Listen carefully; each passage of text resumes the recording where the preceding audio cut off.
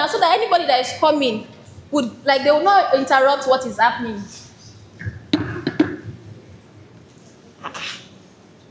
Sir, move forward. Move forward. Move forward. Man in purple, stand up, sit here. Oh yeah, everybody. All the people at the back. Oh yeah, oh yeah. Shift, shift, see. All the people at the back, move forward. That second row, move forward. All of you people here, move here. I don't want to see anybody on this row here. Move here. Oh yeah, oh yeah, oh yeah. Let's make it fast, guys. Please, let's make it fast. So if you cannot sit on the front row, you can sit on the next one. So please move forward. Let's keep moving. Let's keep moving. Let's keep moving. Let's keep moving. Here, you that attend to come and sit here. Sit here. Oh yeah, please make it. Move, move, move, move, move, move, move. Everyone, move fast. Let's move fast. Move here. I did not see you to be a shy person. Move. Thank you. Please occupy the seat. You are looking back, you, sir. Mine in purple or blue. I will remove your chair. Move forward. Celestina, move forward. If you have an empty seat in front of you, move to that. All right. Thank you. Even though you allow me to bully you people, but thank you. So we're going to introduce ourselves in a very interesting way. This is so very loud. You can hear my voice, Abby? So we're going to introduce ourselves in a very interesting way this evening. You know the idea of speed dating? Okay, let's... So this is what's going to happen. In 60 seconds, and I'm going to time everybody. Please, I know that I said you should move forward, right? I don't want you to meet the person seated beside you. Move across the room. Meet somebody that is not on your seat. Like that you're not sitting together. In 60 seconds, you're going to meet somebody that is not sitting with you. And then you ask for their name. And then you ask for, there are two questions. Their names. And then one goal, one audacious goal that they want to achieve in 2026. Are we clear? Is that simple enough? So do we get it? So you go to another place that is not where you are seated, and then you look for someone very quickly in 60 seconds. I need to keep this and get my in 60 seconds you look for someone, and then you ask for their names, for the person's name, and then one audacious goal they want to achieve in 2026. Are we ready? Are we ready? Guys, now, is it because of the rain? Why are you cold? Is it because of the rain? Do you want to do my head, my shoulder? Okay, stand up, everybody. Oh yeah, on your feet. Stand up. Stand up, stand up, stand up, stand up, stand up. Stand up, fast. It's like this evening, people like them, you like to be bullied, Abi, no wala. Stand up. If you are sitting on your seat, you are wrong. Stand up. Okay, my head, my shoulders. Nobody is doing it with me. My head. Sing it now. My head, my shoulders, my knees, my toes, my head. People don't know your head and your shoulders, Abi. I've not calmed down. I've not asked you to go. Follow the last command. Always be obedient. My head, my knees, my head, my shoulders, my toes, my head, my head. Okay, people are coming alive. All right. So this is what's going to happen. We have 60 seconds for this, and I'm going to start counting. So you move around and get one person, and then you ask for the person's name and one audacious goal they want to do in 2026. Your time starts now. 60 seconds.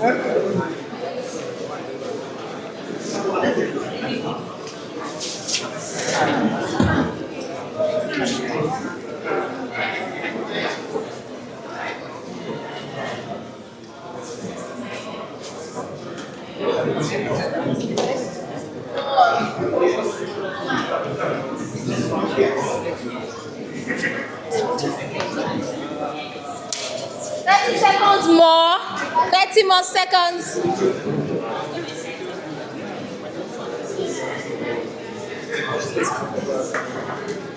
20 seconds.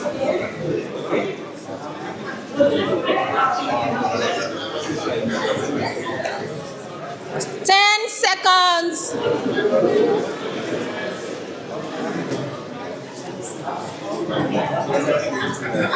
2, 1. Stop.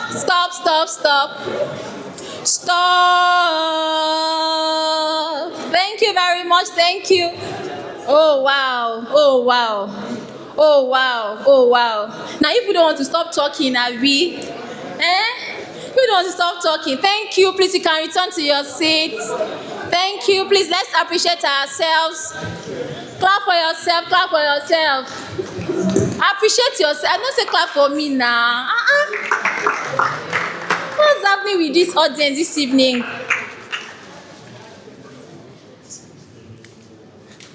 All right. So this is where it gets interesting. So I have my microphone here. And I'm going to ask 2 people per row. So if you don't have enough people on your row, that's none of my business. 2 people. A male and a female. So this is okay. Let's even. I need 2 people here. Oh yeah. There are 3 ladies there now, so I don't know. Oh yeah. We don't have time. And our speaker is ready. Thank you. Oh yeah, where's the male? I used to hear that like males, they are very bold. But I don't understand today. Oh yeah, stand up now. Good. Stand up. Where are the nominees here? Oh yeah. 2 people. A male and a female. Are you a female? No, I'm a male. Thank you. A female, please. This row now we have like very bold female. Thank you. A male and a female. Thank you. Like you don't please. This evening, I don't want to. Today is Ennovate Lab's anniversary. I don't want to stress. Please. Good. So we start from. Where is the female? Stand up, ma. So this is what you're going to do. You tell me the name of the person that you met with and the goal that they want to achieve. And then the person will confirm if you are right or you are wrong. Please don't go asking them again. Don't go and double check. Yeah. Okay, so I'm still with my name. So I met with Dorian. And I said you should not meet somebody on the same road, this thing with you. Okay, oh yeah. Shall I tell us? Into the Web3 space, and our goal is that she's trying to like build our visibility like next year. Okay, is that true? Okay. Please, let's appreciate him. My name is Esther. I'm advisor. You see? He's a software developer. It's very easy to get a job at a big tech company like SS. Did he tell you the name of the big tech company? Okay. Who is the person she's talking about? So what's your name? Can you tell her your name? Samuel. Echo the name again. Samuel. Again. Samuel. Again. Don't forget Samuel's name. All right. So next person. So good evening, everyone. I met with Celeste. Good evening, everyone. I'm not everyone now. Energy in this room, guys. Energy. Greet them again. Let's see, maybe they will respond. Good evening, everyone. Good. So I met with Celestina, and our big goal for next year is that she wants to get a scholarship for a master's full funding. Oh, amazing. Who is Celestina? Is it correct? All right. Good evening, everyone. Good evening. My name is Olatobi. I've forgotten his name. But his goal is to raise 10 million naira for hot price next year. Who is the person she met with? Who? Okay. So what's your name? Good evening, everyone. I'm El Amin Falano. Your first name? El Amin. What's the name? Help our sister. El Amin. What? Amin. El Amin. Yes. El Amin, right? Yes. El Amin. Yes. El Hameen. That's his name. Again, ma. Elhamin. Fantastic. Please appreciate her. Are we even supposed to appreciate her? But we forgive you. Okay. Okay, good evening, everyone. I met with Joshua, and his auditions go for next year is to have a digital agency. Digital agency. Who is Joshua? Is that correct? Fantastic. Good evening, everyone. My name is Jokiba. I met Marvelous, and his goal is to make $1 million next year. Wow! Who is Marvelous? Marvelous, where are you? Odogo! Please, let's appreciate her. Thank you, everyone, for indulging me. Thank you, everyone, for indulging me. So, one more thing, because we need a lot of energy this evening. I know that it rained, so maybe a little bit cold, and then the AC. Is it too much? It's not, Abby. How many people want to go to Canada here? Okay, I want to go to the UK. Okay. People should start living your future. Okay? Alright, one more thing before we get started. And the reason we are having this icebreaker session is just so that we can get enough energy in the room, and so that your heart is like your heart is open to hear what our speaker has to say this evening. I don't want anybody to slip up on him. I want you to open your ears very open it wide, as mine is small, but just ensure that the antenna in your ear can pick every single thing, even the unspoken words. Do you understand me? Alright, so I'm going to call someone now, and we're going to do one simple task. Do you understand? What did I say? Simple task. Like, my tasks are always simple. My WIP folks, they know it. I don't give complex tasks, like simple something. So I'm going to call Steven. So you tell us the game. It's a small game, and then we get into the session. Hi, everyone. I think we might be able to play the game maybe just once, but so this is what we'll do. We are going to pick all the alphabets, and we are going to pick one letter from all of the alphabet, making it 26. So. And we are going to spell something with those alphabets. We cannot repeat any of the letters. Do you get the idea? So let's say we have 26. Definitely we have 26 letters. So we are going to spell. So if you pick A and you want to spell AT, you need to go and find the T. Do you understand that? So this is it. So we have 26 letters, right? Right? Okay. So if you start picking from A, B, C, D, E, F, G to Z, and then you need to spell a word. Yeah. But I think we should just give them the word to spell, and then they can look for the letters themselves. Okay. So we give you the word to spell. So I think the person with the first letter is like the person that will start the game. This is my own little twist to the game. Because we are saying that, okay, go and look for this thing. So the person with the first, I don't know. So the person with the first letter, right? So with the twist, you are the first person with the letter, just assuming, right? So you want to spell AT, you need to go and find the T. But at the end of everything, all the words must make sense. Do you understand? So if you spell AT and there's IF, so if at, the word must make sense. Do you get that? Okay, so is this so you don't understand it? If you don't understand, let me see your answer. So we quickly get. So this is it. We have 26 letters in the alphabet. As AT. Oh, sorry. A and T. Thank you for that.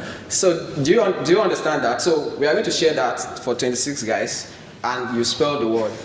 Do you get? So at the end of everything, the word must make sense. Is that too complex? Yes. Is it too complex? Okay, thank you, Stephen. So I'm going to change the game to something very simple. You don't want to change the game? That's the example. It's going to be a game. Fantastic. Okay. You know what? Let's carry on. Because I have something. Okay, thank you. So at this time, I'm just going to let us, sit back and relax, and then we get into the session. But before we do that, I want to ask two people. I need you to tell me, I know that you saw the flyer. You know that Ennovate Lab is celebrating 8 years today, and you wanted to be here. But much more than that, you need to tell me like one very important reason why this session is important to you. Do you understand that? Why is this session important to you? Because, I mean, it rains. You could have stayed back. If you're not working here, you could have stayed back in your house or your hostel. So why are you here? What was the most important reason that brought you this evening? Please, if you don't want me to call you, just raise your hand. Okay. See, I don't know. I don't want to promise you gift, but he's doing me like I should be giving you something. Thank you. Hello, good evening, everyone.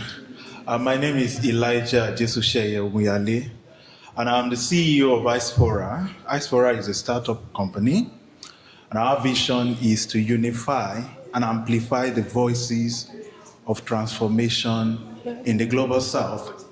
So, being a startup company that I co-founded with a team and being the CEO of the company, I think it's very important to be in a gathering like this, especially because it has to do with sales and building trusted brands.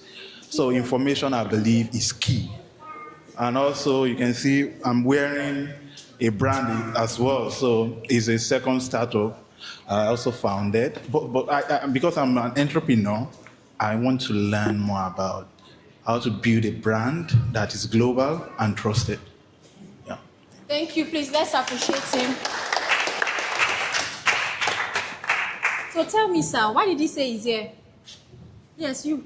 To build a trusted brand, as a sorry, he's a CEO of an organization, so and he would love to learn. What's the name of the organization? I can't remember, and he's wearing one of them. Okay. All right. Good evening, everyone. My name is Rokiba. I'm a registered nurse and a graduate of Lautech. At the moment, I am working on building my business because I've worked in content and marketing for about 4 years now, and I want to take the lessons to also build my business, a tutorial for nursing students preparing for their professional exam. And I want to see how it is done from people who have walked the path and just like follow Uno road. So that's why I'm here. Thank you very much. Man in white. What did she say? Take the mic. She said she's planning to build a career path for people that are planning to write their nursing exams, such that they can watch our tutorial and probably pass their exams. But You said a career path. Is that what she said? not like career path, but then people can actually go to our page and like content. So it's not like a career path for other people to follow. What's her name? Rocky Bat. Okay, please let's appreciate him. One final thing. One person that, okay, so, you know, when you go for events, sometimes you search out the person, the speaker, okay, let me know so I can prepare questions to ask this person. Is there anybody that did that here? Okay, so tell me what you found out about our speaker. Okay. So actually, when I researched him, it was just basically Google, just search for his name, and I found out that he's a creative brand storyteller. He has worked with major brands like Sony, Microsoft, and he's based in UK, and he has worked on design. He's an illustrator. Based on what you even said today, He's not met him before. Yeah, but basically, yeah. So that's what he does, and Thank you. Any other person? Okay. All right. So yes, he's right. He has worked with several companies, but you see, one company that he has worked with and is working with that concerns me the most is what we are going to talk about. Sure, you understand? The other ones, they are important, but they are not that important to me. There is a reason we are here. Okay? So yes, and I'm very proud to call him one of our co-founders, a very key member of the Ennovate Lab team. And one interesting thing is that, yes, I'm sure that some of you have been part of our programs, training programs, open houses like this. And then this is the assembly, you know. For years, we were looking for a place where we can just have this kind of events, you know, training halls and all of that. To just ensure that we build geniuses from this community. Just like you, everybody that is seated here. And there are people who have been working in the background.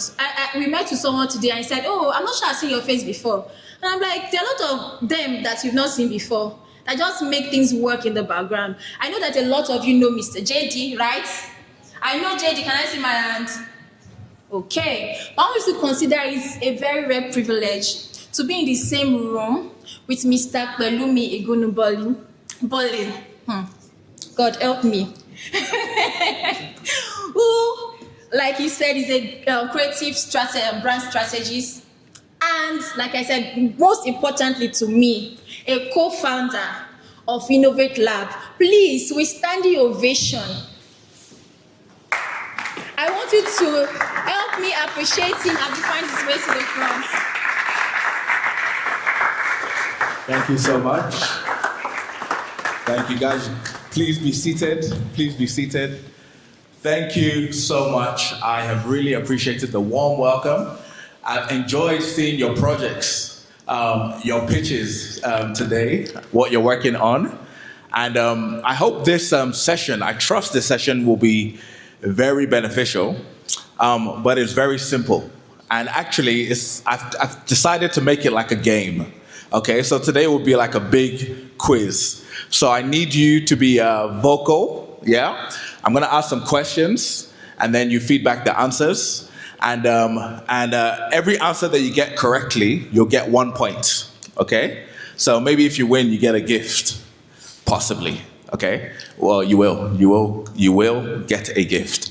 So I am Oluwa Pelumi, co-founder of Ennovate Lab, and we are here with 8 years under our belt. That's 8 years of impact, of lives transformed, of businesses formed. And you know, the number 8 is it's like the number of new beginnings. So really, I would like us to think like we're just getting started, you know? So I've been really encouraged to be here at the assembly. Today, I'm gonna actually talk about, yes, I'm gonna touch on sales, but I actually have a whole separate presentation for sales, and I didn't really have time to do that presentation. It deserves its own special presentation. So maybe we can do that presentation another time online, yeah? But some of this will impact sales. And I could have focused on brand strategy, and some of the things I'll touch on will impact the brand, but I'm not focusing on brand specifically. However, it does impact branding. I want us to think more in terms of sales, brands, and products, okay? Because every product needs a strong brand behind it, and your product is not successful if it's not acquiring new users or customers, which is sales, okay? Does that make sense? Yeah? Okay. So, the key thing I want to focus on today is trust. Trust. Trusted brands. How many people know that nobody will buy from you if they don't trust you? If they don't trust that your product can deliver, right? So trust is a key component of any product, of anything that you're on your business, on your presentations. I need to feel a sense that I trust the solution, I trust the outcome, I trust what they're doing, and then I'll be willing to buy, okay? I'll be willing to advocate. So, all my questions today are really about, this quiz is really about how do we build trust in our products, in our brands, and in our sales. So if you're working, is there a show of hands? If you are working on a product or a business idea, please raise your hands. Okay, that's quite a lot of us, okay? So I'm gonna go through 10 points, all right, or 10 questions. I want you to make a note of every single one, because when you're working on your business or your product or your idea, I need you to think about how you implement these into whatever you're working on. I hope that makes sense. So I was working with a startup, a unicorn actually, based in the heart of London as a creative lead. And this was a fintech company, a bank, but like a startup bank in London, okay? And London is like a hub of banks and the financial sector, even globally as well, right? And security is a very big deal, okay? So the chief, I forget the title, the official title of the person, but when you join the company, you have to go through like security clearance. Yeah, they have to make sure you're well and sound. But also, they go through training for every single member, right? Every member goes through onboarding training. So this lady, as part of the session, welcome to the company. We really appreciate you. Remember, no fraud. Don't do this. Don't press this button. Data protection. And then she got to a section where she gave a stark warning. Be careful. She didn't put it like this, but it was almost like this. But she used Nigeria as a case study. And she said, be careful, like a Nigerian fraudster could have blah, blah, blah, blah, blah. As soon as I heard Nigeria, I was like, what? I said, she's saying that because of me. Like, what, she emphasized Nigeria. And it was part of her presentation that be careful because of da-da-da-da-da coming from Nigeria. And I thought to myself, okay, did she have to use Nigeria as an example, Well, why didn't she say Ghana or something? Nigeria was the example. And then I discovered this. Across the whole banking sector, the finance sector, even sectors that are not necessarily, finance related, Nigeria is like, there's the stereotype of the 419, the Nigerian scammer. And so anything to do, it's kind of like anything coming from Nigeria has to overcome a kind of stigma. Does that make sense? And why does that stigma exist? Because they can, Nigerians are very creative. Yeah, so there has been case studies and examples of fraud. There was even this story of a guy that sold a whole airport. I don't know if everybody heard that story. Yeah, a fake airport. I thought, wow, only a Nigerian can pull that off. That's innovation, but used in the wrong way. So there's a reputational issue. Now, so I said to myself today, I want to talk about trust. It's so important because some of the products, projects, businesses that we're working on here at the Assembly, yes, we're going to have massive impact in Ogbomoso, but actually, you can even impact the whole world. The reach of what the ideas that you have can go as far as anything. Does that make sense? How many people believe that what you're working on can actually impact way beyond the borders of even Nigeria? Okay, yeah, it's possible. Realistic.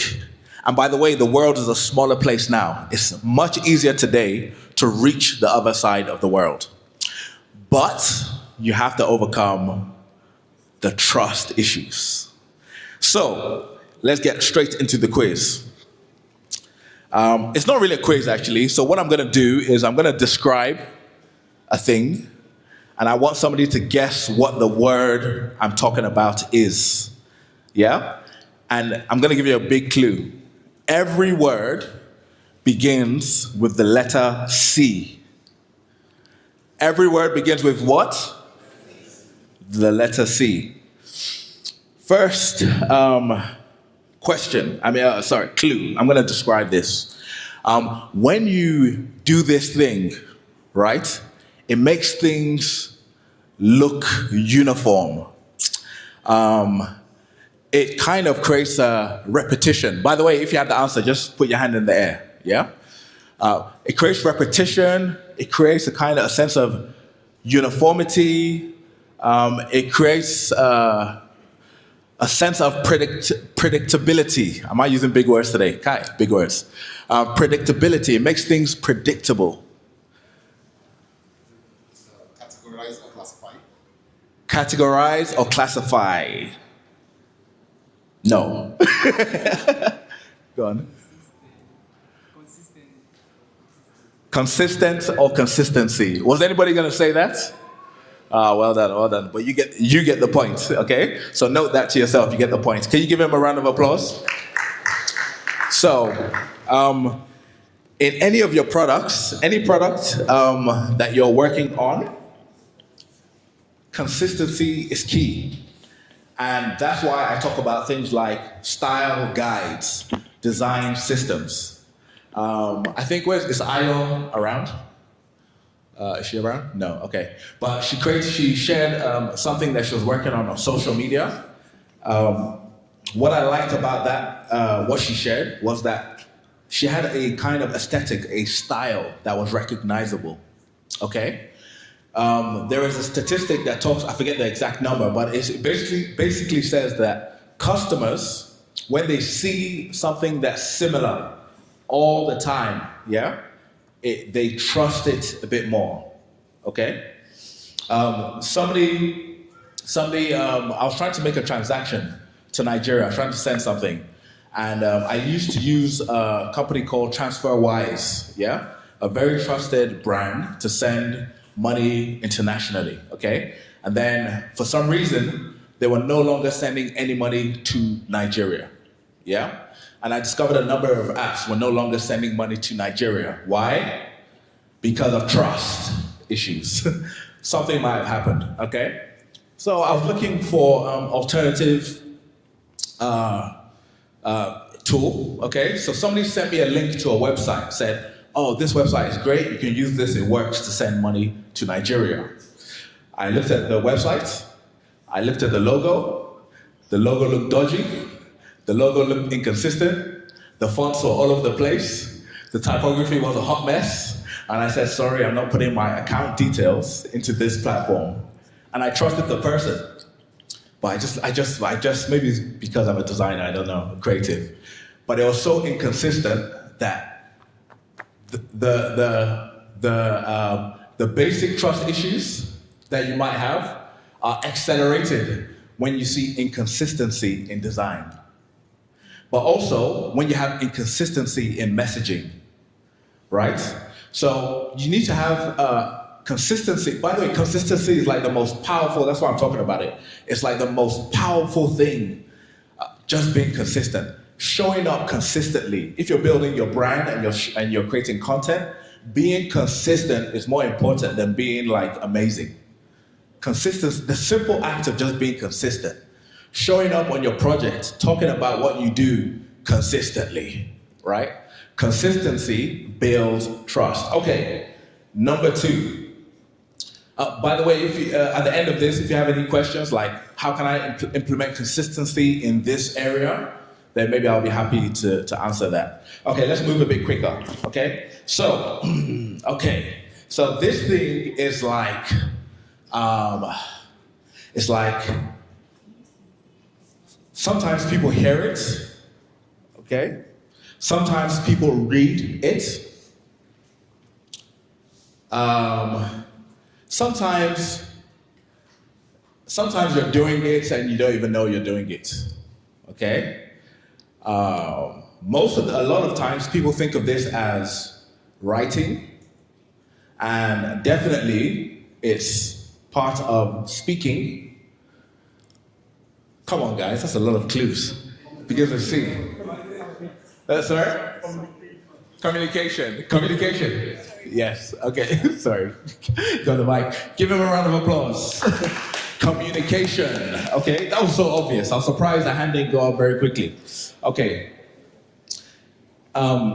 If you're building something to do, like, let's use a fintech app as an example, case study, right? Communication is so key because security is so important that you need to hold my hands and you have to tell me and remind me over and over that I am secure as I'm logging in and as I'm making a transaction, as I'm doing every single step. You need to say, congratulations, your money has been securely sent, right? Make a transaction securely. Send your money safe and quickly, right? The language you use needs to communicate that you are trustworthy without saying, trust me. Yeah? But the language that you use in your brand, in your packaging, in your products, you need to repeatedly communicate that I am safe, I am trustworthy, your money is safe with us. Don't just assume people trust. You have to kind of, even if they know, you have to reassure, okay? Let's move on to the next point. This one's kind of like a two-word thing, but it's a thing that people, it's a kind of feedback that people give. It's a feedback that people give when they have maybe used your product. Does anybody have? Go on, bro. Comments or compliments? Comments or compliments? Very close. Everything begins with C. Go on, sis. Shouts. Yeah. Oh, criticism. That's a good one. Very close. Very close. Okay. Go on. Customer review. That's right. Can you see my page? Wow. Double words. I think you deserve 2 points. Round of applause. Customer reviews. Okay. So whenever, and by the way, customer reviews, I used to think of customer reviews as like one testimonial from somebody, maybe your mom or your dad. Oh, I love this product, yeah? But really, I discovered that you can really double down on customer reviews and it creates a whole heap of trust. But because people trust what other people have said. And so when it comes to building, I would recommend that you create a folder on your computer somewhere and just capture as many customer reviews, feedback as possible. As soon as somebody uses your product at any stage, especially if it's a positive experience, what do you think about that? Can you give that to me in writing? Can you record a message? What kind of feedback do you think is more powerful? A video-based feedback or written feedback? What do you think? Video? Yeah? Anybody think written? Anybody think video? Yeah, okay, interesting. So yeah, I think I would lean into video. However, both of them can be quite powerful. The problem with the written one is like, it can look like, well, maybe you wrote that yourself, right? So what I think is good is to just take direct screenshots. It can come from a WhatsApp message, it can come from an email, it can come from a Teams message, it can come from a handwritten message, right? And it looks authentic. It looks like, oh, this is not like, it looks like in context. Gather like 100 reviews. When people see like a whole bunch of reviews, trust is already being built, okay? But there are other ways that you can structure customer reviews as well, yeah, which I'm not gonna get into, but you can research yourself. So, for example, I can jump on a Zoom call with a customer and say, okay, what were you doing beforehand? Yeah, just make a natural conversation. Oh, this is what I was doing, da da da da da. Okay, and then how did it feel when you found my solution? I was like, oh, it was a lifesaver, da da da. And then what impact has it had on your business? Oh, we've been able to acquire A, B, and C, okay? Now I can edit that conversation and I have a powerful testimony that talks about where the person began and where they've ended. A customer review is most powerful when the customer that is giving the review looks like the person who's reading the review. Does that make sense? So if, for example, a young man, okay, gives a review about, I don't know, this is my app that I just made up, okay?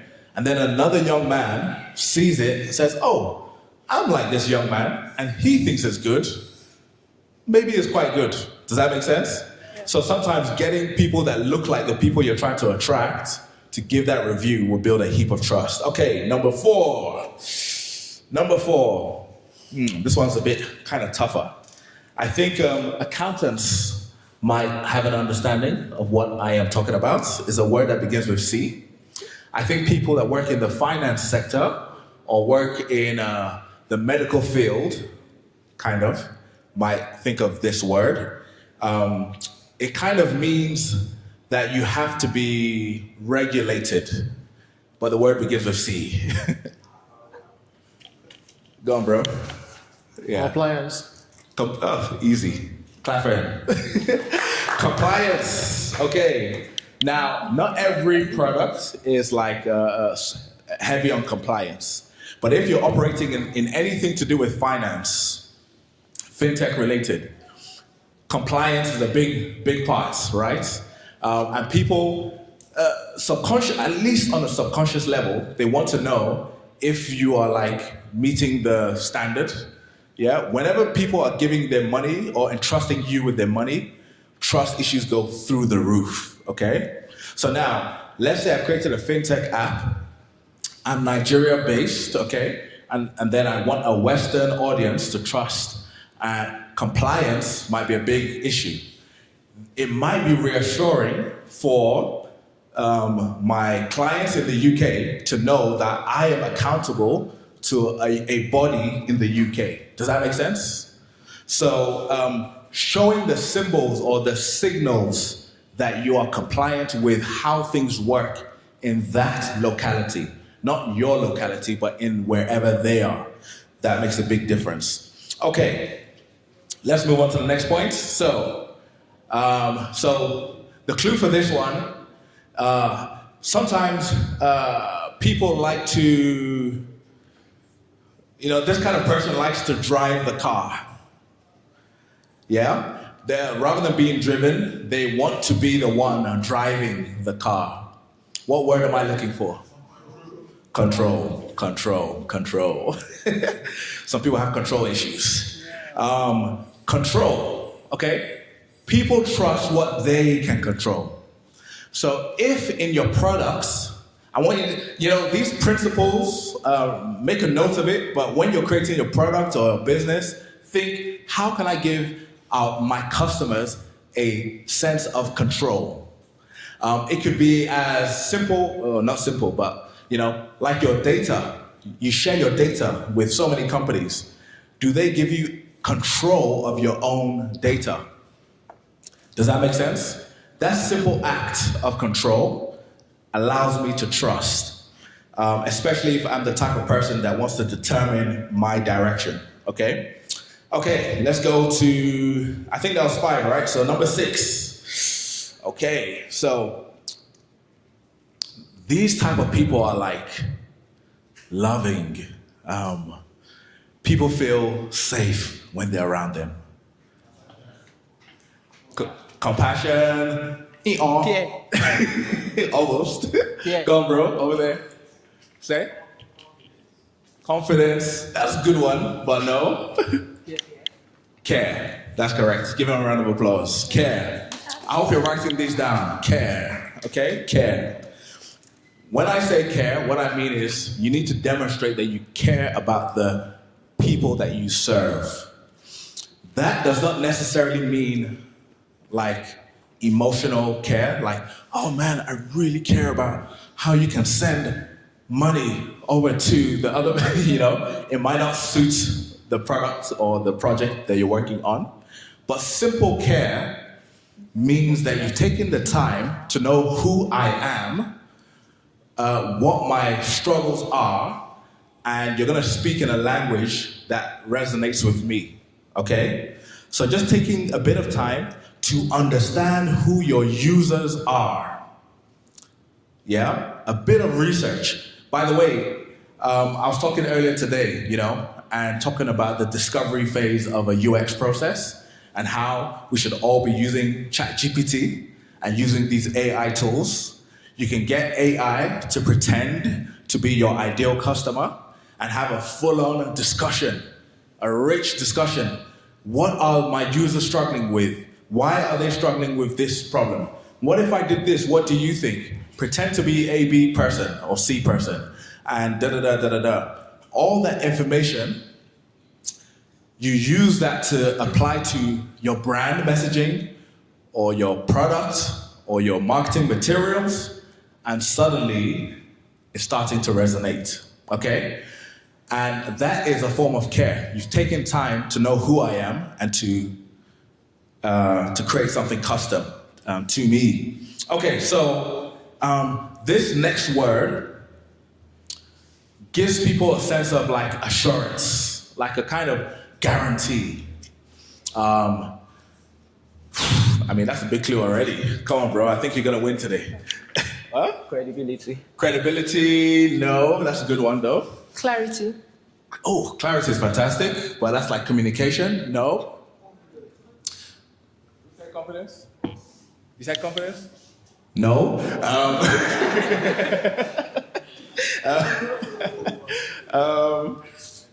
Okay. When you sit down on a chair,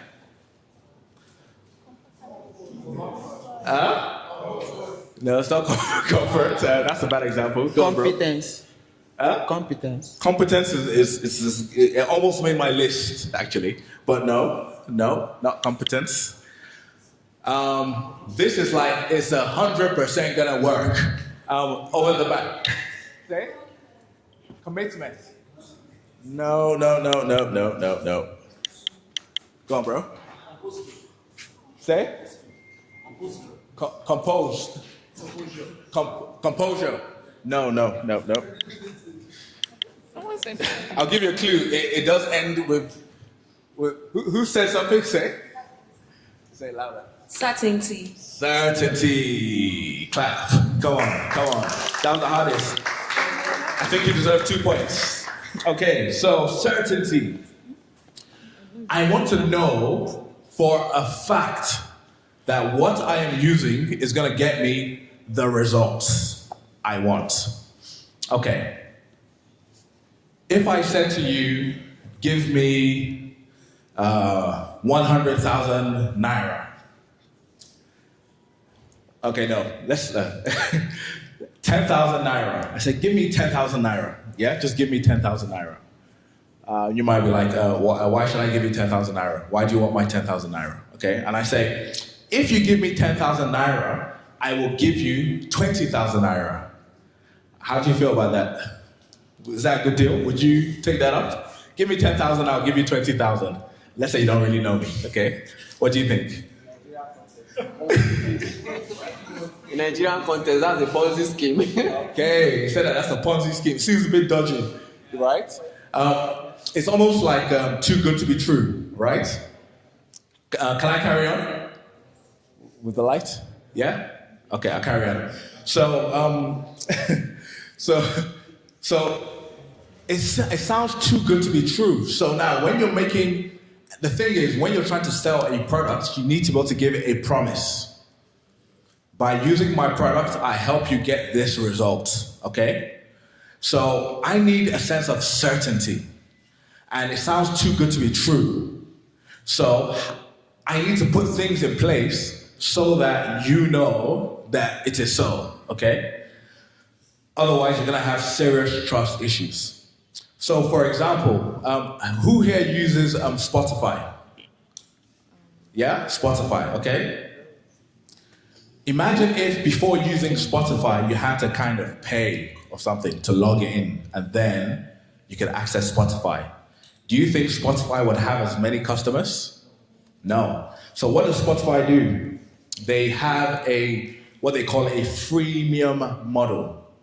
So you get almost like a premium experience, but for free. And they can let you use that for like years or even forever. How many people here are paying for Spotify? Wow, look at that. That tells you the power of freemium. Yeah? It's a free product and you're paying for it. Can anybody tell me why you're paying for Spotify? Anybody? Go on, bro. Okay. So actually, I started with the free model, and I used that for like years, and I got so used to the app that I loved it, and then I just thought I should start paying for it, and I hated the ads. Ads. So that kind of freedom, I enjoyed it a lot. So that's probably why I started. Thank you so much. So that's a very good case study right there. How long, by the way, were you on the free before? I think about a year. A year. Yeah, I was Okay. initiated by a friend, sort of. So I see. Okay. Was there anybody that was on Spotify for longer than a year before they started paying? Anybody? Has anybody been using Spotify for like 5 years and you're still not paying? Well, is there nobody here that's been using Spotify for like 5? Yeah? Okay, the back. Okay. Is Spotify popular in Nigeria? Yeah, it's popular, right? Okay, so the freemium model allows the user to experience the product, enjoy the product, almost like I can't live without the product. I trust that Spotify is going to give me the music that I want. I can find what I'm looking for. You build a trust because I allowed you to use my product. Think about ways you can allow people to taste and see that your product is good before they have to even make a big commitment. And by the way, it's like, oh, all of this for this small amount is a no-brainer. You need to make whatever you're offering feel like a no-brainer. And a lot of products will say, hey, just use our product for free. You can do this. But if you want to upgrade, then you pay, okay? So they're creating a sense of certainty. It's guaranteed. You've used it yourself. You know it works. Now you just want to unlock another feature or you want to get rid of the ads, yeah? Okay, let's move on to, I think somebody might have said this before, okay? Okay, I misspelled this word on purpose. But this word is like when something is like, it's like not complex.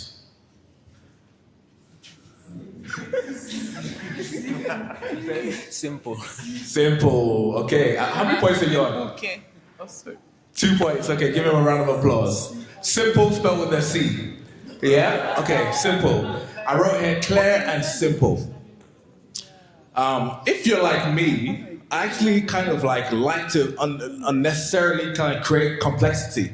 I kind of want people to kind of dive through the UI, the interface, and find a secret kind of way and journey and things, like as a kind of default place. I had to learn that simplicity is the key. Remove as much clutter from the experience for the user. I want to be able to take one action on that one screen.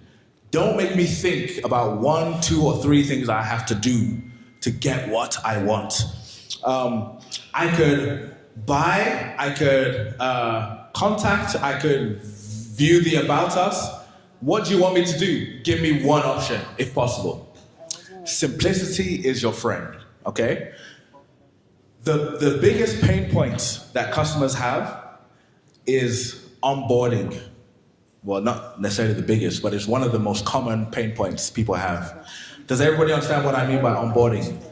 Okay, that's when they're joining your service or your product.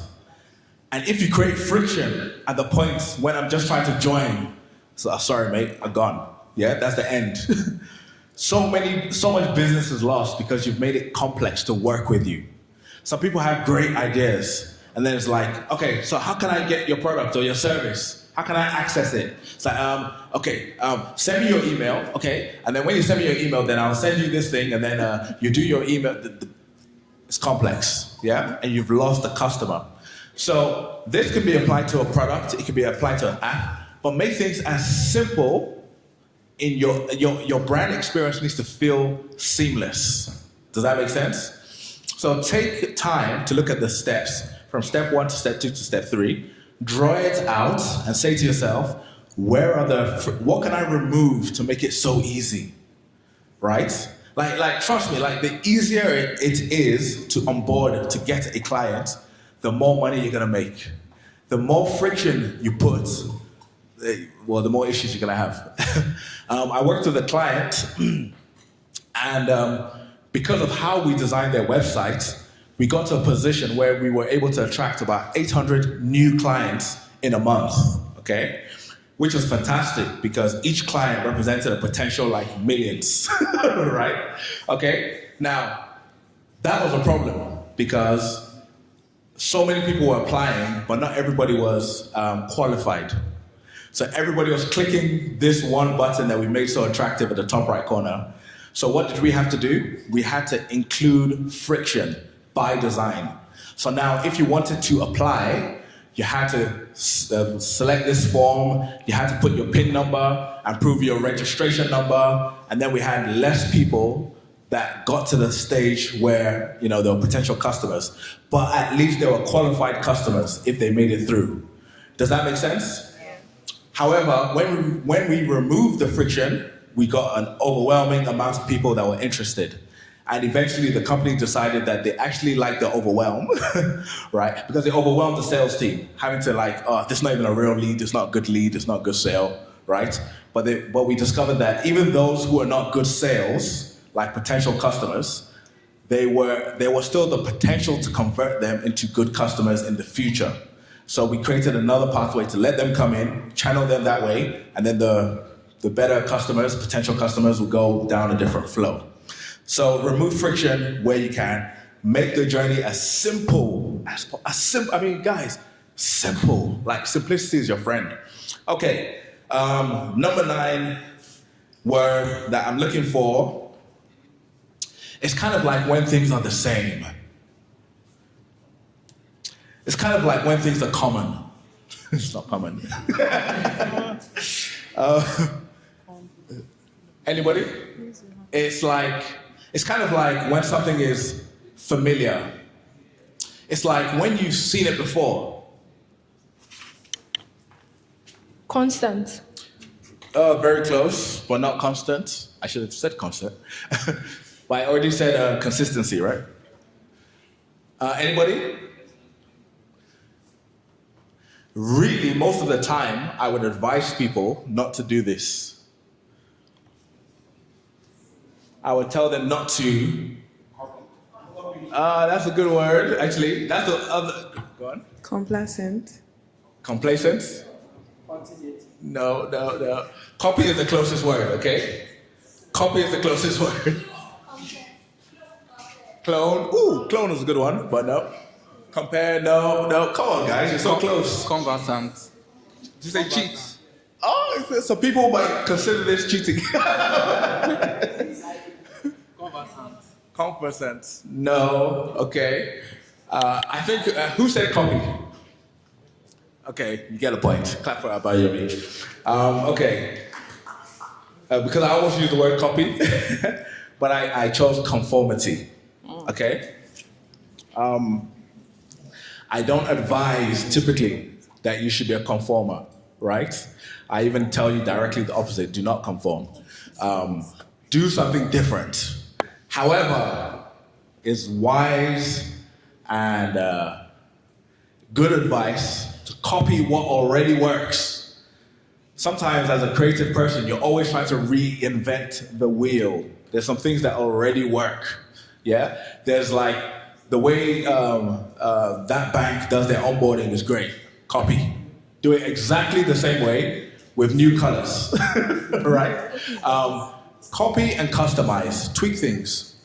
Yeah? Sir? Still like an artist, yes, exactly. Still like an artist. So that not only does that save you time, but why does that build trust? Because people trust processes that they're familiar with.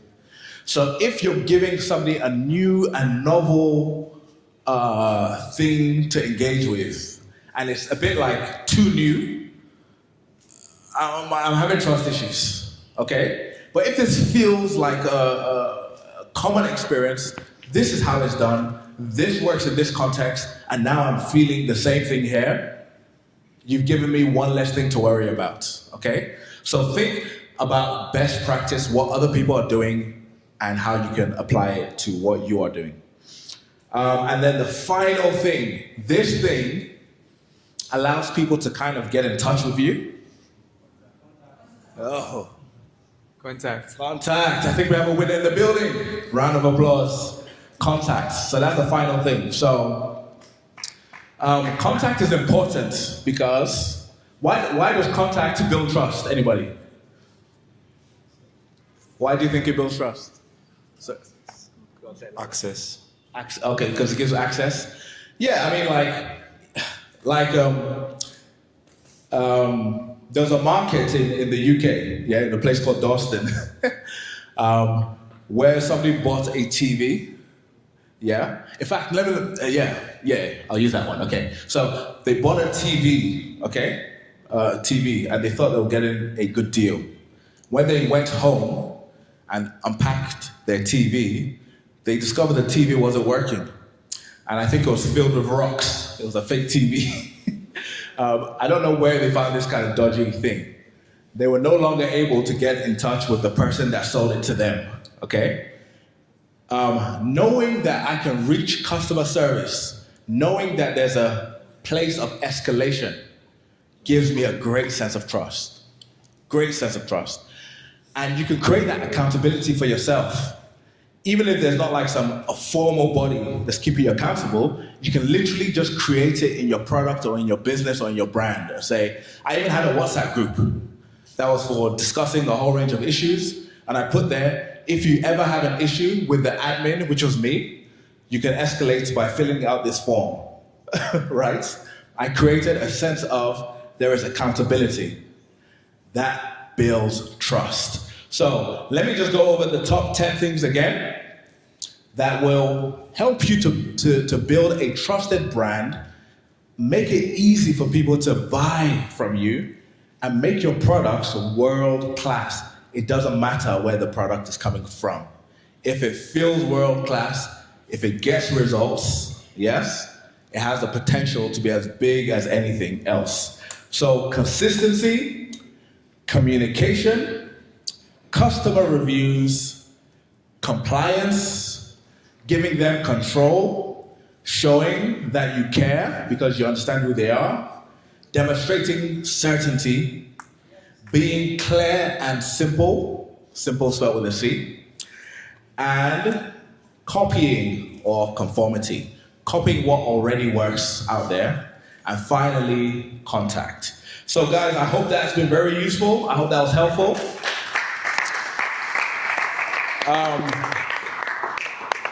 I'm not, time has kind of flown by, but do we have any questions or feedback? And maybe the mic can get to him.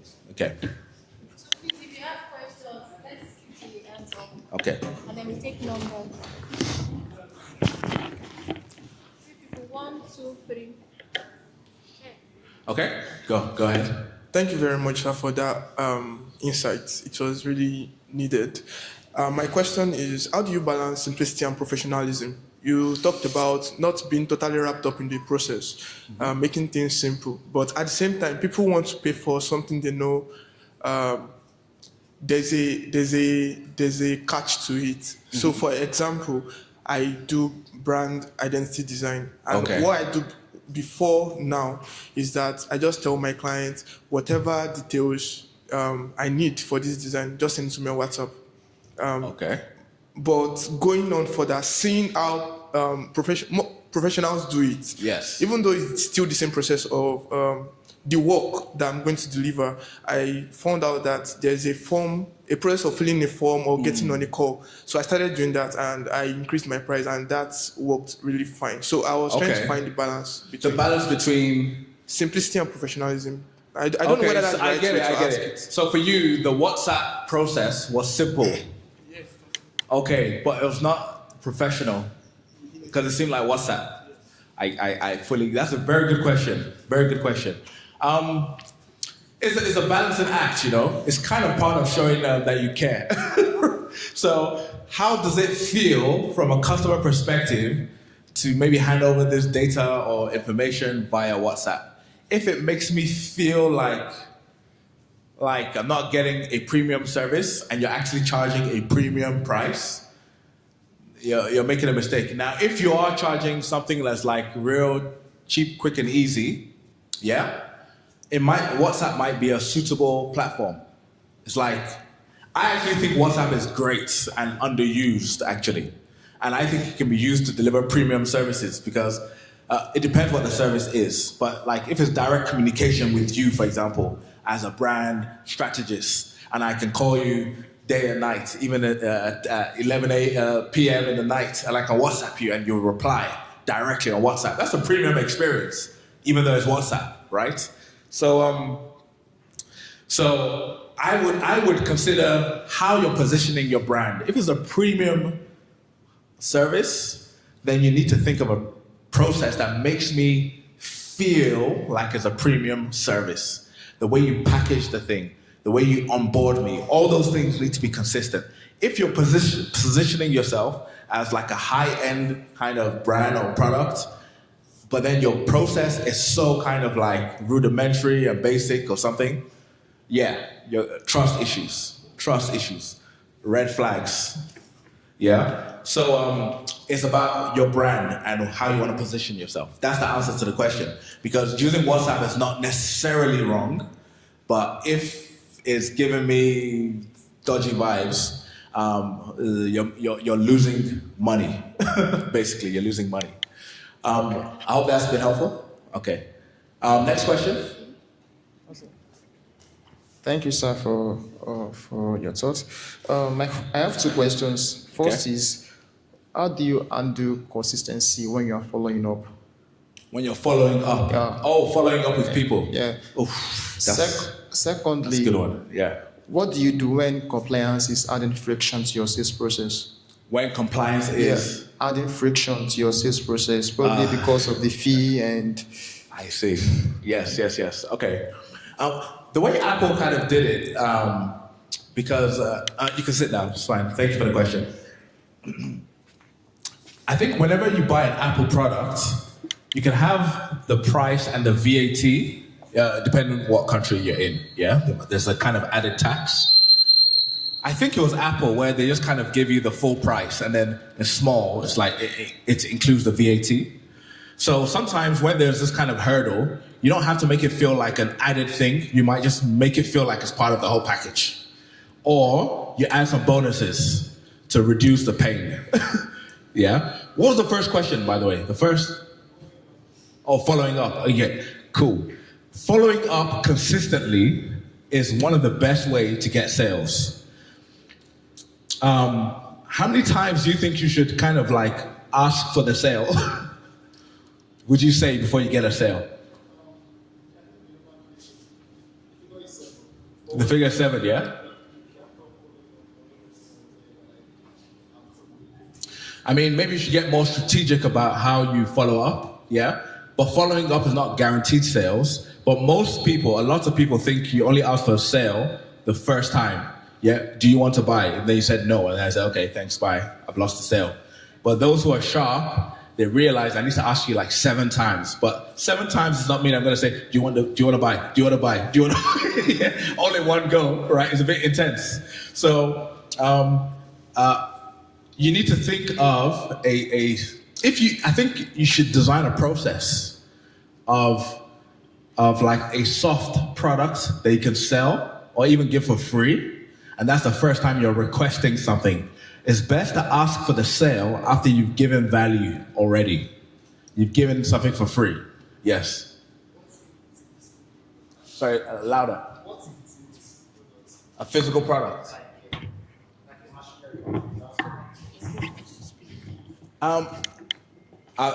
If it's a physical product, I'm done. It really depends. What product are we talking about? Are you talking about a real specific product?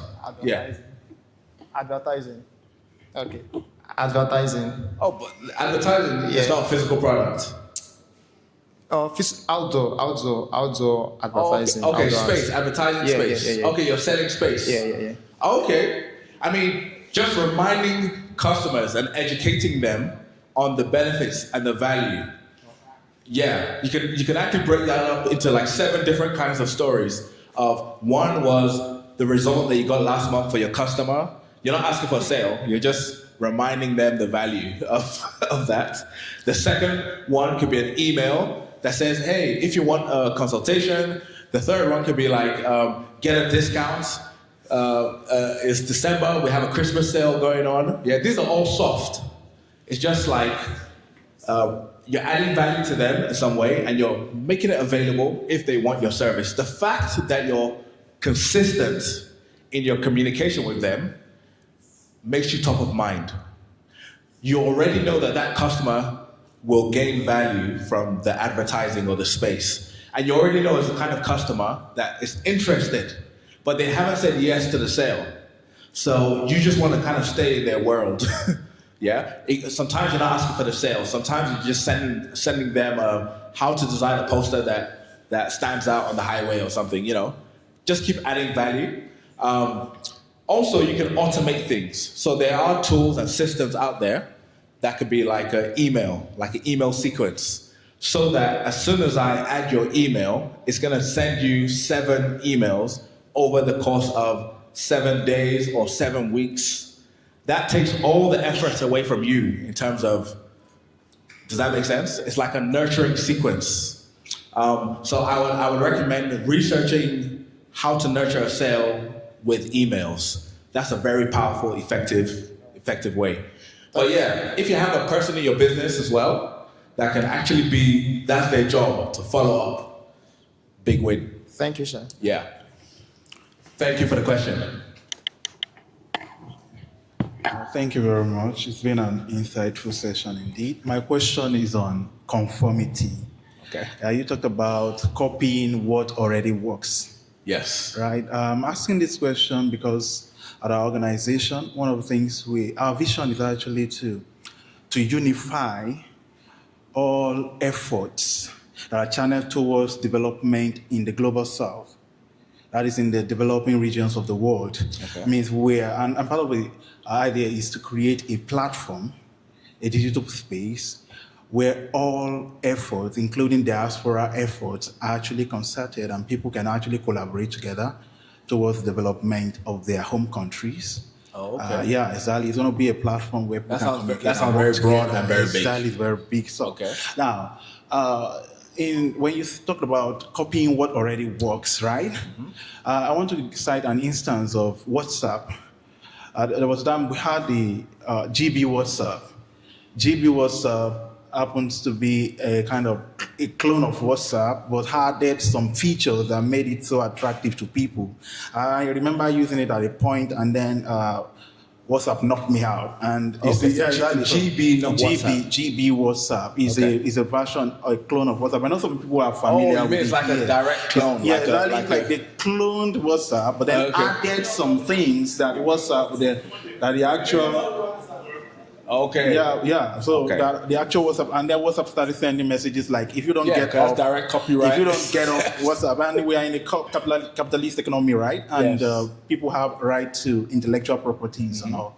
So when you're building a platform like that, and there are things that are already working. For instance, we have with the Facebook, we have LinkedIn. All of them have their functions, even though the vision is different, the purposes are different. Yes. But then, if we are to clone some of the things they have or copy some of the things they're doing, don't you think that would be some sort of problem or bottleneck for us in the near future?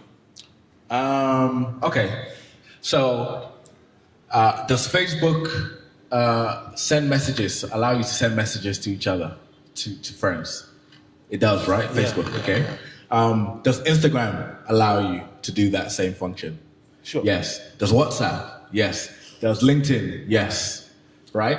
So why are they not saying it creates a problem? Oh no, WhatsApp is a message sending service. So we are Telegram. We are Telegram, so we cannot send messages. Does that make sense? Yeah. It's already being done, and it's already been works. So my answer is not even theoretical. People literally, there's so many businesses that are very similar to each other, but this one is for women, and this one is for men. This one is for younger people. This one's for older. This one looks yellow. This one looks blue. But the core functionality might be similar. And then there will be added features on top that might be different, right? So, copying, you see, the beauty of copying is this. It's been proven, it works. Does that make sense? The person who took the biggest risk was the person who did the first thing the first time, right? And then as soon as it works, people are like, oh, we need we need to do that. ChatGPT came out. Now there's Gemini. Now there's Grok. Now there's who else? Yeah? DeepSeek. Imagine when DeepSeek came out, they were like, wow, we did all this for cheaper. Everyone was like panicking, you know? It's like, wait, hold up. How did all this technology just come out so quickly? Because it kind of existed. And then somebody saw that, wow, people have caught on to it. And they're like, whoa, we have the capacity to do something similar. We've done something similar. Let's release our own, bam, bam, bam, bam. So there's a whole bunch of copying, but part of branding is differentiating yourself. So if you really want to get into the big bucks, big success, you need to be able to differentiate yourself. But that does not mean on a foundational level, the business or the business model is not similar. Because there's some business models that work. The model, do you know what I mean by the model? It's the way the business operates, yeah? Like the way they transact, the way people sell, the way people buy, that model works. I talked about the freemium model. There was a time when you would have had to pay before you could access a tool like Spotify. So much value, you would have to pay, log in, register, and then you can access. Then people caught on to the freemium model, like, oh wow, this works. Give people everything for free, and then get the money later. Does that make sense? So when I say copy, I'm not saying you don't make it your own flavor. I'm not saying you don't differentiate yourself, especially if you want to stand out. But there are some things that already work. So why take a whole year trying to reinvent the wheel when you can take one day and do it exactly like them and then just with your spin on top? Speed is the name of the game. So if you can be faster by copying what works, but put a spin to make it unique to your product. By the way, I think it's actually quite difficult to copy exactly how somebody else does something, right? You can't even almost help but put your spin. Or it's like if somebody said, I'm gonna create WhatsApp, but for Nigerians, a Nigerian-based WhatsApp that speaks specifically to Nigeria, Nigerian values and sensibilities, right? It already, even though, it's gonna have send, receive, all those basics, there'll be some other kind of tweaks that will just suddenly emerge. Does that make sense? So, yeah, just be free in terms of copying, because if you think of China,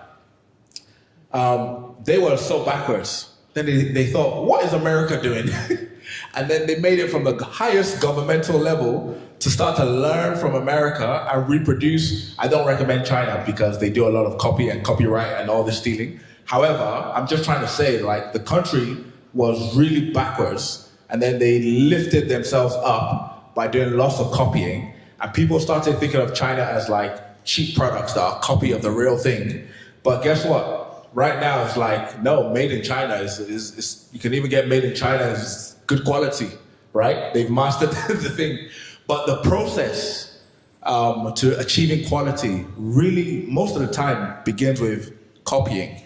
And then as you mature, you do your own thing. So I would be free. With the concept that you mentioned, what came to my mind was Alibaba. I was thinking of Alibaba, the platform, because it brought so much business to China. Even though that's not exactly what you're saying, but I thought to myself, what can you copy from that platform? But you can see that your context is completely different. So it's not even possible to copy exactly Alibaba. But there's going to be some things about their process or how they do things that you can learn and copy into your business. That's what I mean. I don't actually mean copy like for like in the exact same way, in the same exact context. But there's a way that they do things that works. So you apply that in your context to your business, to your idea. Any other questions? Yeah. Him, then him, then him. Okay? I'll be quicker. Okay. Yeah, so thanks so much for the session. Yes, I want to ask, when you're building a product or a company or a business, and in that space, redemptive ideology is kind of strange to that kind of space. It's not common.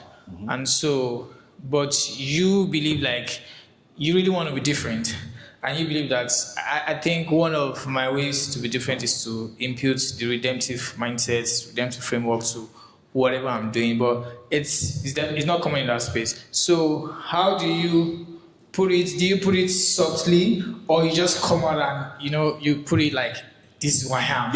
Yeah. So it's so what's the what is the strategy you recommend? Okay, let me just wait. Let's say for an industry like research or data inclined, an industry like that, When you say an industry like research, that's so broad. Okay. Our industry. Maybe give me specific. Do you have a specific like something that you're working on right now? Okay. Okay. So basically, one of the problems I think happen across maybe Nigeria, it's that we jump on ideas, like we just thought, oh, this idea can work, but we hardly do research to see if this idea can work or what's the best way to actually carry out this idea. Yes. So I'm working around that area, and so because we even lack the technicality of how do I even research? Maybe if I do sampling, how do I do the analytics of this research? So for now, what I'm working on is data analytics. Okay. And you're wondering how to add a redemptive flavor to what you do? Yes, exactly. Okay. Well, I mean, what I'll say is you are the flavor. Okay. Yeah. You are the flavor. I prefer a business that is run by a Christian than a Christian business. Okay. I don't know if you got the difference there, right? I'm not saying don't run a Christian business. I'm just saying like the flexibility that the entrepreneur has to just express the culture, the skillfulness, the whatever the Lord has given you, the vision, the ideas. Basically, what people need to see at the end is quality. And then the question they have after that is, where did this quality come from? Right? That inquiry is where I see, oh, wow. Does that make sense? So it's kind of like somebody might be like, oh, Steve Jobs, he created this, he created that. I wonder, what's his philosophy? What drives him? Right? Yeah. But he doesn't have to be like, a lot of these guys in Silicon, they were listening to one kind of guru guy in India at one point, right? I forget his name. But imagine they were leading with him. Rather, his value system or the Silicon Valley kind of value systems, you can just see it and taste it in all their products. Unify the world, maybe peace on earth, or it sounds positive, but it might have a negative impact, right? But I'm just trying to say that their culture and their flavor seeps through everything they do. So whatever you're doing in research, I'll say just allow the culture, the ideas that you have to seep through everything. You don't necessarily have to say research the way Jesus will do it. You don't have to be like that. Yeah. Let me see the quality, right? Make sure you do things well, high premium. Make sure you serve your customers in such a way that it's like, you don't cheat people, You're transparent, you go above and beyond, right? For me, now your culture is speaking for you. Okay. So I don't know if that's answered your question, but I'm like, you are the culture, you are the redemptive person, and that flavor, allow that to be seen in your products and in your brand, But it doesn't mean that you're forcing Jesus stamps on everything that you do. The worst thing I hate is when I see Jesus stamps on something that's low quality. I hate that so much. By Jesus. It's like, oh my goodness, it looks terrible. So let the culture of quality speak. Let your light shine, and let people be attracted to that light. Yes, go on. Yeah. Okay. Thank you. So once again, thank you for the insightful session. So one thing that was the core for me was trust. So my question is, for someone that's probably lost trust in the past, like starting a business, probably was not experienced enough to, So how is it possible to regain that trust? And if it is, good question. Where do we start from? Yeah, that's a fantastic question, by the way. So, from an investor perspective, actually, investors don't trust entrepreneurs that haven't failed. So you just have to reverse the way you think. I trust the fact that you've tried several times and failed versus like this is your first time and you're saying you're going to do this massive thing and you have no evidence of even attempts. So you have demonstrated that you're consistent because you failed and you're at it again. Consistency builds trust. So that's actually an easy thing to overcome. Go again. Yeah? Tell the journey of how you failed the last time and what you're doing different this time. Yeah? It's all good. Who was the next person? Was it? Him. Okay. Okay. All right. So I think my question is actually a follow-up on this question about copying. Okay. Basically. So I think I will just cite an example of, we are working on a product, yeah? And then I discussed it with a friend. And then the first thing he told me was like, there are people already doing that. Okay. That was the first thing. And I thought... And what does that mean? What was he saying? People are already doing it. Yeah. Therefore it's going to fail? It's more like... What's the point? More like people already are doing it, so we have competition, basically. And the whole idea was like, we had it in mind at first that we are probably the first doing it. And it was like people are already doing it, multiple people are doing that. So my question is now that the advice he gave basically was that unless we have a lot of funding that we are going to channel into marketing or branding, then it's not worth pursuing because then we will not be able to ride the others that already have the traction out of the market. Right. So and okay.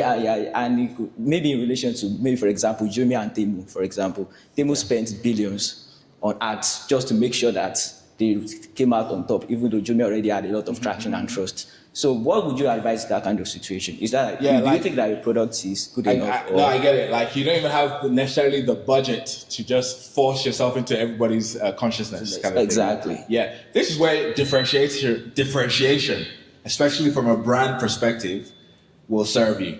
Yeah? Like, you don't want to make yourself a commodity. Commodity means like, you're just the same as everybody else. There's nothing distinct. There is no flavor. It's just like bland. Yeah? Don't copy it like that and make yourself bland. What I'm saying is, look at what's working, add that to what you're doing. Yeah? You don't have to always reinvent the wheel. But you do want something that allows people to say, there's a different flavor, there's something slightly different. Even if your actual product is very similar kind of thing. There's a company, I think they call it's a water brand. I don't know if you've heard of it. It's like Liquid Death. Yeah? It became a popular case study maybe 2 or 3 years ago. It's probably a bad example because it looks so demonic. But what's their product? Water. Their product is water. Yeah? I mean, water. I mean, it's made of H2O, hydrogen. It's not even flavored. Water. That's their product. But they blew up, made, I don't know if it was billions, something, a lot of money. And what made them distinct? It was their packaging, and they doubled down on focusing on a rock-based audience. Like the kind of audience that listens to rock music and I can't remember the genre, right? And every event where there's like parties happening of that nature, their brand was present, yeah? But what was their product? It was a commodity, water. Do you see? So yes, you can sell something that everybody else is selling, but now for some reason they want yours because you're just giving them something that they can anchor themselves to. It could be a value system. It could be like, this drink is for entrepreneurs. Yeah? People that drink this drink have good ideas. It might not even be true. It might be a joke because you're like, it's a humor, you know? Have this drink and you're gonna, you know, I don't know, whatever messaging you have, right? Maybe there's a sense of humor that when you drink this drink, you know, you make $1 million in 5 days or something like that. Allow people to anchor themselves to the story, the narrative behind the product. Package it well, and you've already created a surface level distinction. Yeah, that distinction will set you apart to make you more money. Distinction is not even the same as differentiation because differentiation should actually mean your product is actually different. It's a different, actual tangible kind of way.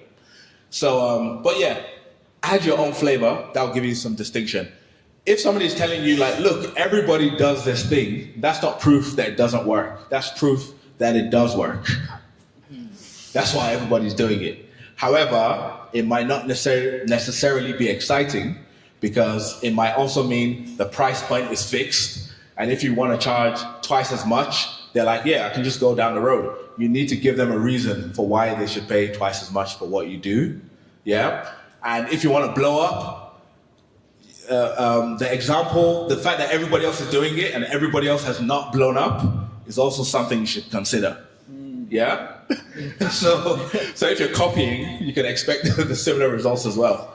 But that differentiation is where the branding and the strategy comes in.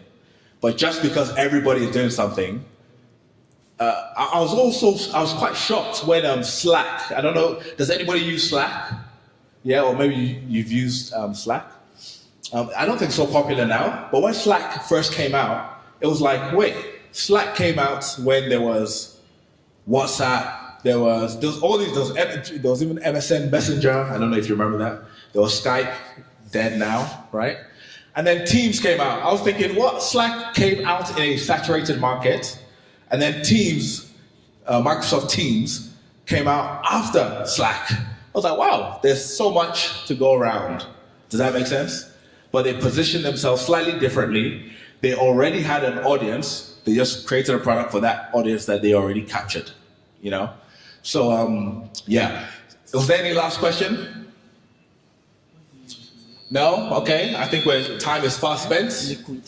Oh, okay. Well, should we take that last? Sorry. You're the last. Okay. No problems.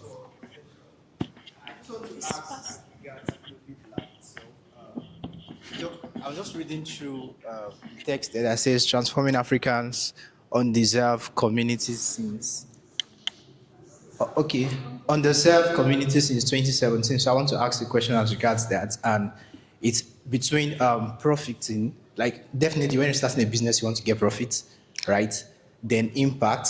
So when you're starting like in a community whereby maybe there's no your customers are not coming from there, and you want to make impact there. So how do you combine, like for Ennovate Lab, how are you able to combine that aspect of getting profit and trying to make impact in a community whereby you don't see, like maybe you don't get much sales from there? Yeah, making impact and making profit are not necessarily, it's not like either or, it's not contradiction. In fact, I think when you're more profitable, it allows you to make more impact. That's why we need to actually get very serious about having an entrepreneurial mindset rather than a charity-based mindset. A charity mindset is like, I'm always looking for funding to achieve something, and the thing is not gonna happen without funding, okay? Our entrepreneurial mindset is, I'm gonna create this value that makes it irresistible for you to transact with me, yeah? And that will empower me to do things and do it more, yeah? So I think we should just focus on creating more and more value. I'm not saying that sometimes you don't need funding or resource. That's all part of the game. But what I'm saying is the mindset should always be, I'm going to produce value for the community. I'm going to empower the community. I'm going to create something that you love, that helps you. And that mental switch, I think, will make a big difference. I'm probably not answering your question perfectly, because I think that's a broad, it's a big question. But I would just encourage us to adopt a entrepreneurial mindset. Always be thinking of what can I do to really make a difference in my customer's life.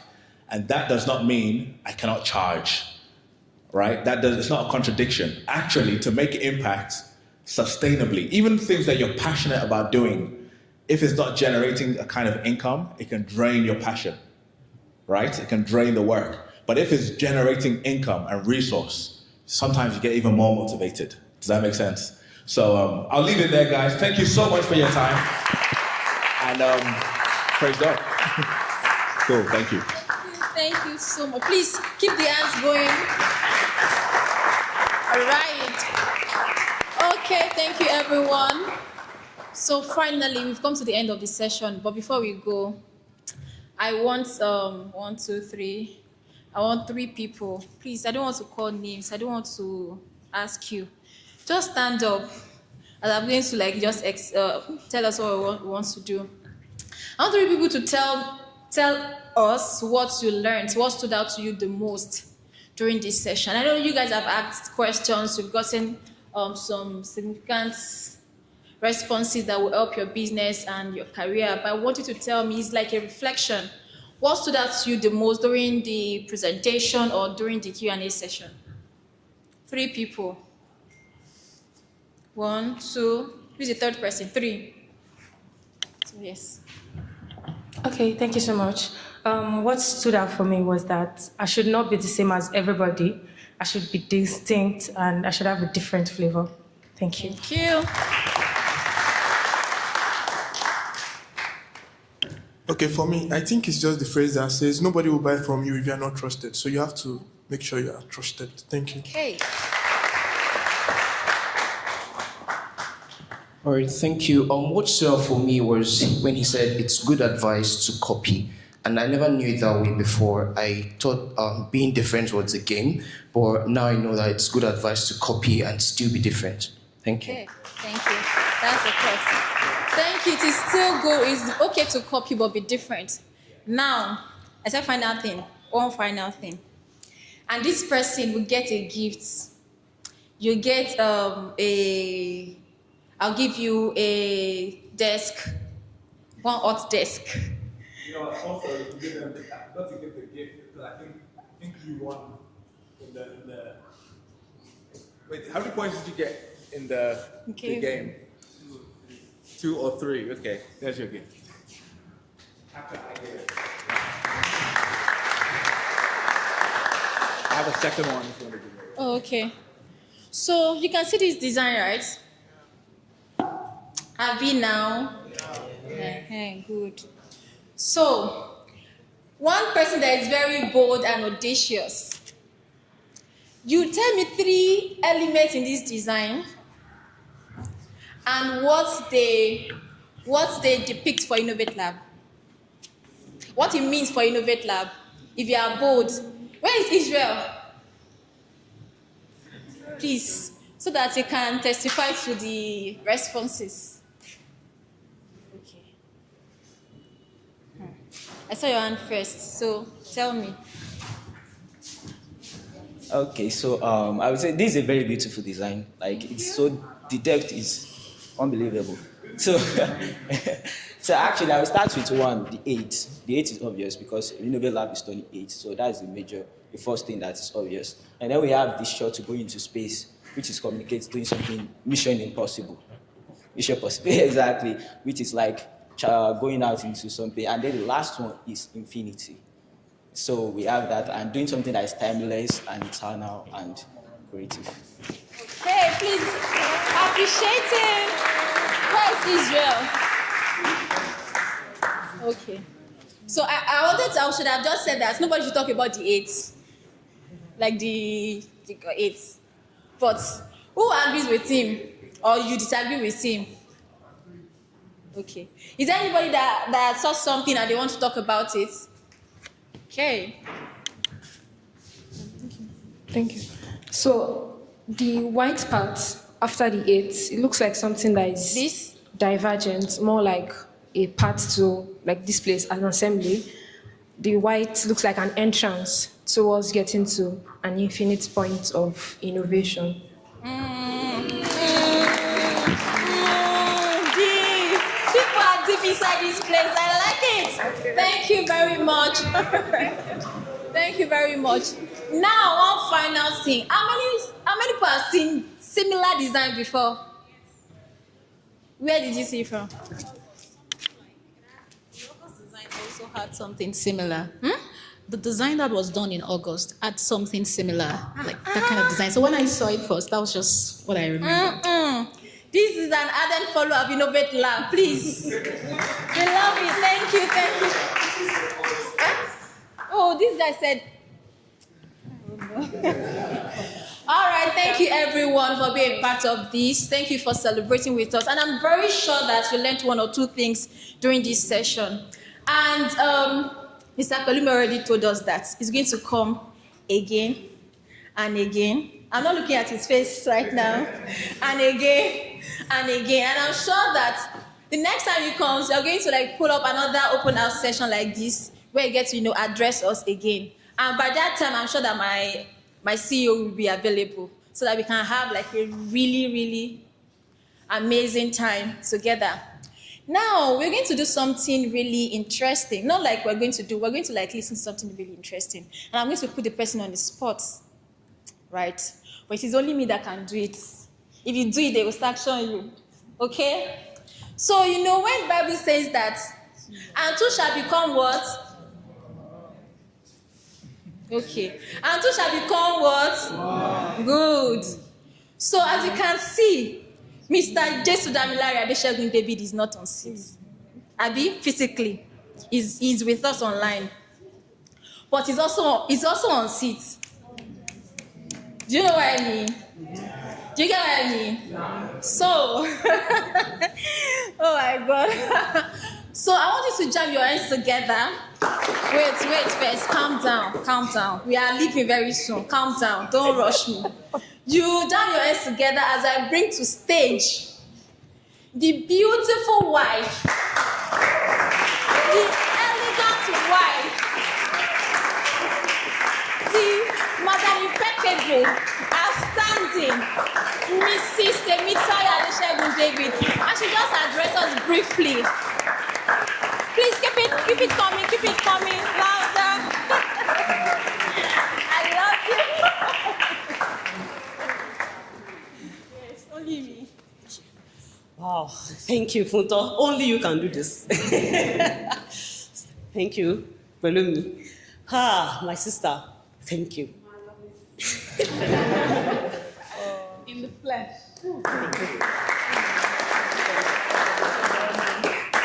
So, but I want to do something. I want to say something very quickly. Thank you, everybody. Can you just, appreciate yourself? I will tell you the reason. Some in this place, they've been with us from the very beginning, apart from the workers, sincerely. They say you are a good follower of Ennovate Lab, for example. Bimbo. So I want to say thank you. For everyone that has seen us from the beginning, you are still here. Especially people that maybe they've seen us in the old building, and you are still here. Come on, just appreciate yourself. Then for people that are just seeing us in this beautiful building. So thank you for believing our story, because really, you can't be here if you have not heard our story. So thank you also. So appreciate yourself too. So Funto, I sent a message to you and I said, I see everything you are doing. So boldly, publicly, I'm saying it. I see everything you are doing. Thank you. So for everyone, the leaders, I don't want to mention names because I sent her a message particularly. That was why I said that. So for the leaders, for everybody, thank you. Thank you. Thank you so very much. Thank you, ma'am. And I want you to say thank you to Mr. Pelumi once again. Say thank you, sir. Hey, now you are going to do something again. I want you to clap. I want you to give me your finest clap. You see, they used to say that behind every successful man is a what? Now we are past the stage now. Behind every successful man is a what? A successful woman. Yes.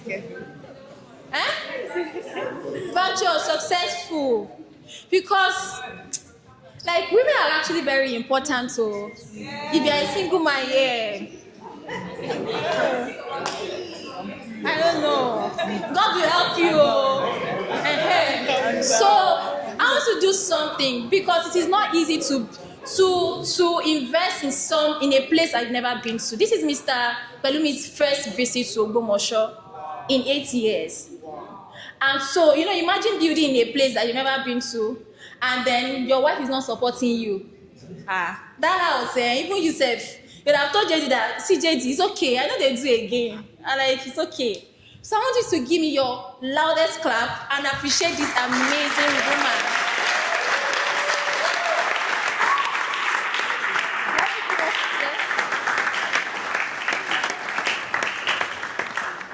Wow, thank you. I'm happy to be in the background, taking pictures and just videos for Pelumi.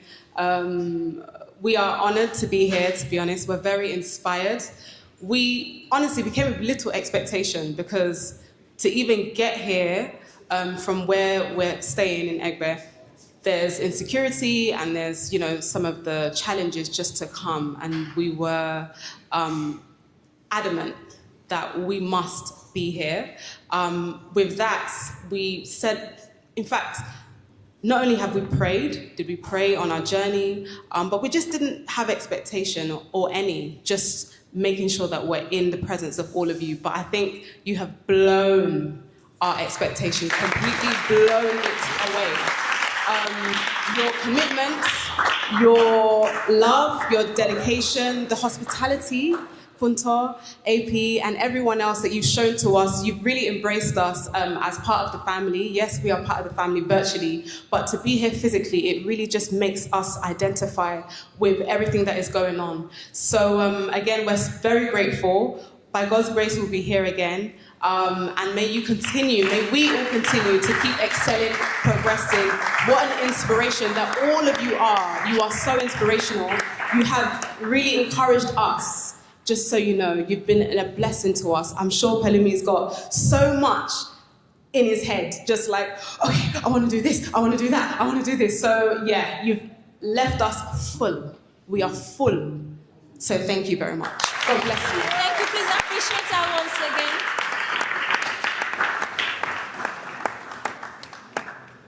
again. Okay. I'm sorry. Today is our anniversary. Please just permit me. I'll not call you tomorrow. Trust me. Tomorrow you can stay in your house. I'm not going to call you. But one more thing. As many people, I don't know, but I believe that a lot of people understand that Ennovate Lab is a redemptive business. This company is built on the ethos of our Christian faith. Like, we cannot separate. When people say, leave Jesus alone, let's talk business. Nah, we don't do that here. Nah, no. We are too classy for that because Jesus is our business. Yeah. Right. Okay. And by saying that, we have a prophet over the house.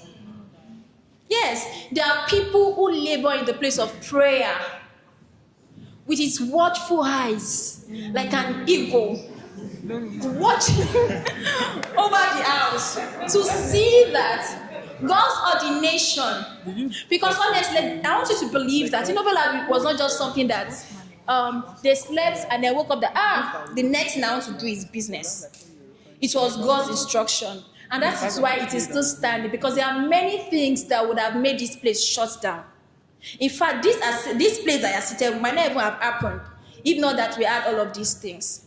So please, I'm sure that, okay, you will not want to show his face, but please help me appreciate Prophet Watchman Obembe. Please clap the loudest. Yes. He's indeed a watchman. And when Ennovate Lab started, like for months in the old building, it will go there in the nights and stay there overnight praying. So sometimes people walk into this space and their lives are changed and they're wondering that what happened. I was not like this before, and you're wondering that, like few weeks, few months of being with Ennovate Lab, you see that you are transformed. It is because prayer investment has gone into this place. Even this place that I seated, I know the many months of prayers. So please, once again, help me appreciate Prophet Watchman Obembe. Yeah, thank you. Yes, thank you. People are not in the choir. I'm already coordinating. It's okay. Thank you. So finally, say finally. Finally. You're going to appreciate one person that is very, very important. Oh, okay, before we go to that, I want to appreciate the brain behind some of the amazing things that you are seeing. I don't know, I love the man so much. I gush about him, I talk about him a lot. He's just a really, really, he's not here, I know that we have appreciated him and we have appreciated his wife, who is like the backbone. I be the juggler, because if you come out. So I want you to appreciate Mr. Jesse Damilari Adeshegun. Yes. So finally, I want to appreciate one very important person. Okay. One very important. Okay, please bring the image. Before we do that, I'm sorry for keeping you waiting, but you see that the last person you want to appreciate is very, very key. And it's not what you are thinking.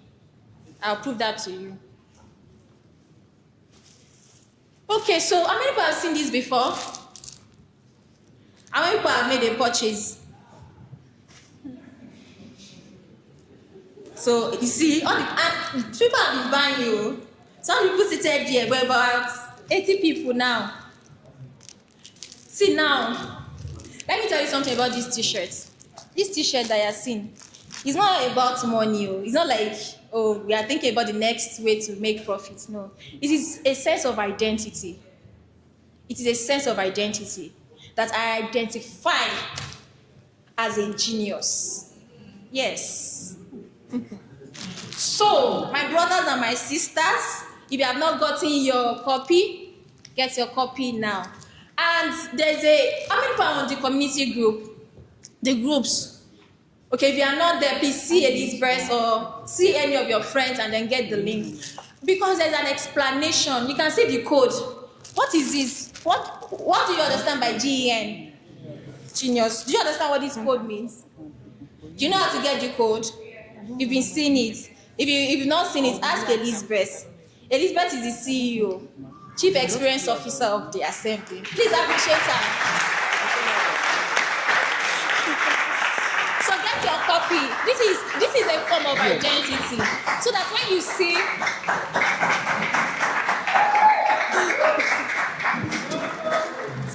see somebody wearing this shirt around, you're like, oh, we are family members, we belong to the same group.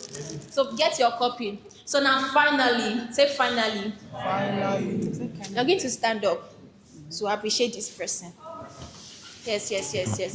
We are leaving now. We just, after this one, we take pictures and then you connect, you network with people. You can still ask Mr. Belumi a few questions if he's not too tired. All right. So you're going to get ready like a warrior. Can you see my position? You see the way I'm standing? Stand like that now. And then you put your hands together like this. I want you to jam your hands together. Not like clap. You jam it together. And jam your hands together for yourself, please. Come on now. You have to jam your hands together. Jam your hands together. You've really been amazing today. You've been amazing today. It's like, wait. Thank you very much. It's like you guys were able to shake off the code and then you got into the energy with me. So one more time, just for staying true to the end, asking the right question, being here. Now the assembly is available for your use. Just very tiny, small money. With 3K, you get a space. You get internet, you get power, you have access to the lounge, you have access to the kitchen, you have access to the diner, like just a lot of amazing amenities for you with 3K. Can you imagine? 3,000 naira. You cannot even, if you buy 3,000 naira data in a day, you know that's VM, MTN. It's like they'll put pipe and suck it out. So if you've not used the space before, I'm inviting you, come and enjoy the beauty of the assembly.